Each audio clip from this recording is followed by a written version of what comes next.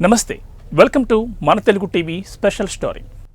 Doctor BR Ambedkar 1956 October 14న మహారాష్ట్రలోని నాగ్పూర్లో లక్షల మంది అనుచరులతో కలిసి బౌద్ధ మతాన్ని స్వీకరించారు. ఈ సందర్భంగా ప్రతి విజయదశమికి నాగపూర్లో లక్షల మంది బౌద్ధులు సమావేశమవుతూ ఉంటారు. హిందూ మతం నుంచి బౌద్ధ మతంలోకి మారుతున్న సందర్భంలో అంబేద్కర్ చేసిన 22 ప్రతిజ్ఞలు ఇప్పటికీ చర్చలో ఉన్నాయి. ఈ ప్రమాణాలపై రాజకీయ వాతావరణాన్ని మరింత వేడెక్కించాలని కొన్నేళ్లుగా చాలామంది ప్రయత్నం చేశారు. అలాంటి ఒక ఘటనే 2022లో జరిగింది. 2022 అక్టోబర్ 5న ఢిల్లీలోని అంబేద్కర్ భవన్లో బుద్ధిస్ట్ సొసైటీ ఆఫ్ ఇండియా ఒక మత మార్పిడి కార్యక్రమాన్ని నిర్వహించింది. ఇందులో 10,000 మంది హిందూ మతాన్ని వదులుకొని బౌద్ధాన్ని స్వీకరించారు. ఆ సమయంలో అంబేద్కర్ 22 ప్రతిజ్ఞలను వారు పునరుద్ఘాటించారు. ఈ కార్యక్రమంలో హిందూ దేవులను, దేవతలను విమర్శించారని ఆరోపణలు వచ్చాయి. అయితే విమర్శలకు దారితీసిన ఆ 22 అంబేద్కర్ ప్రతిజ్ఞలు ఏంటి? నిజంగా అవి హిందూ దేవుళ్లను, దేవతలను కించపరిచేలా ఉన్నాయా? జన్మతహా వచ్చిన నా హిందూ మతాన్ని త్యజిస్తాను. అది మానవ ప్రగతికి విరోధం. మనుషులను సమాన దృష్టితో చూడనివ్వదు. అందుకే బౌద్ధ మతాన్ని స్వీకరించాను. బౌద్ధ ధర్మం మాత్రమే నిజమైన మతమని నేను నమ్ముతున్నాను. నాకు ఇవాళ పునర్జన్మ ఎత్తినట్లు ఉంది.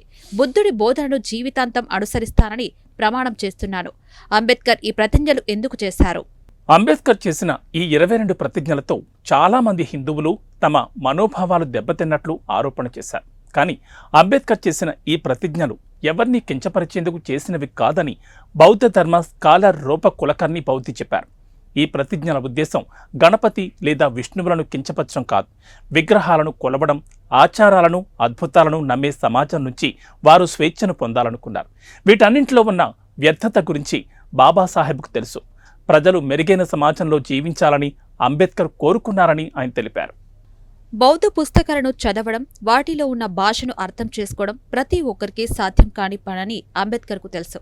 బౌద్ధ మతాన్ని ఎలా అనుసరించాలో సరళమైన విధానంలో చెప్పేందుకు తన అనుచరుల కోసం ఆయన ఈ ప్రమాణాలు చేశారు. బౌద్ధ మతాన్ని స్వీకరించిన తర్వాత ప్రజలు మునుపటి భావాజాలంలోకి తిరిగి వెళ్లేందుకు బాబాసాహెబ్ ఒప్పుకోలేదు. అందుకే ఈ ప్రతిజ్ఞలు చేశారు. భిన్నమైన జీవన విధానాన్ని ఎంపిక చేసుకున్నామని ఆయన ప్రజలకు తెలియచేయాలనుకున్నారు అని రచయిత, social activist, Dalit panther co founder Arjun Dangle చెప్పారు. బౌద్ధ మతాన్ని స్వీకరించడం అంటే ద్వేషం ప్రతిపాదికగా ఉన్న వ్యవస్థను తిరస్కరించడమని అంబేద్కర్ భావించారు. ఆయన జీవన విధానం పూర్తిగా ప్రజాస్వామ్యయుతంగా, శాస్త్రీయంగా, ఆధునికంగా ఉంది అని అర్జున్ టాంగ్లే చెప్పారు. మతం, వ్యవస్థలు, మానవత్వం చూపని మనుషులకు, అధికారం, గౌరవం, సంపద ఇవ్వని మనుషులకు కొత్త గుర్తింపు ఇవ్వడానికి అంబేద్కర్ ప్రయత్నించారు. వారి దృష్టిలో బౌద్ధాన్ని స్వీకరించడం అంటే మతం మారడం మాత్రమే కాదు, అదొక సామాజిక విప్లవం కూడా.